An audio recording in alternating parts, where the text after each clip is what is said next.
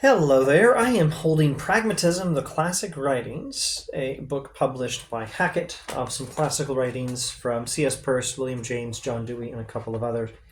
And I'm going to do a brief series, I think, on something by John Dewey called The Practical Character of Reality. This is an essay by John Dewey, the American pragmatist philosopher, and in this video I will introduce just maybe one or two concepts from the essay, and who knows what we'll do in the next video, or how many more videos we'll take. But after I just finished a long series on the Aeneids of Plotinus, I'm not inclined to do a long series on anything, and The Practical Character of Reality by John Dewey in this edition is barely 14 pages, so this will be a lot briefer.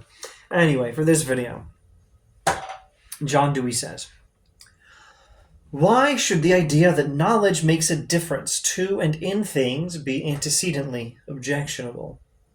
Well, there's the idea that knowledge is not a static description of reality separate from the reality it describes. Knowledge is not my mind revolving around some mind-independent reality. Knowledge is a thing that makes a difference in reality. And that's an idea that John Dewey has, and he asks, what's wrong with the idea? Or what is antecedently objectionable in the idea? Why dismiss the idea out of hand, in other words? If one is already committed to a belief that reality is neatly and finally tied up in a packet without loose ends, unfinished issues, or new departures, one would object to knowledge making a difference, just as one would object to any other impertinent obtruder. So one reason you might dismiss it out of hand is if you're committed to an idea of reality as neatly and finally tied up in a packet without loose ends, unfinished issues, or new departures. If you think of reality as pre-existing and fixed, in other words, you'll object to this idea about knowledge making a difference in reality. But if one believes that the world itself is in transformation, consider a different way of understanding reality. Perhaps the world itself is in process. Change is real. Things are in motion. Why should the notion that knowledge is the most important mode of its modification and the only organ of its guidance be a priori obnoxious? If you begin with the idea that reality itself is a thing in transition, then what is antecedently objectionable or a priori obnoxious about the idea that knowledge makes a difference in the world? And that's what it does. In fact, that knowledge is the most important way of changing the world and of guiding the change that is already happening in the world. The world is going to change anyway. We might as well change it usefully. There is, I think, no answer, save that this theory of knowledge has been systematically built up on the notion of a static universe, etc., etc.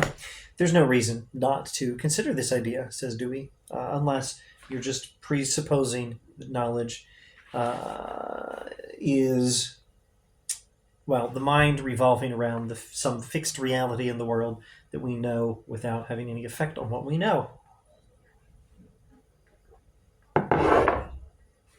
Etc. Modern epistemology has created the idea that the way to frame right conceptions is to analyze knowledge.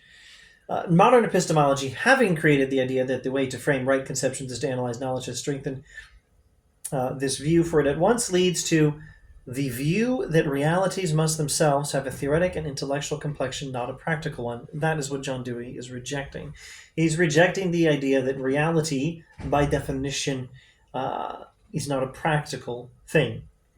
That reality has a theoretic and intellectual complexion and not a practical one.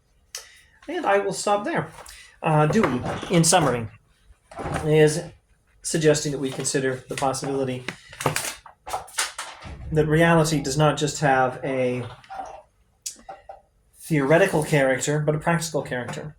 What if reality is the sort of thing that we can interact with, and not just a thing we know from some spectator position outside of reality?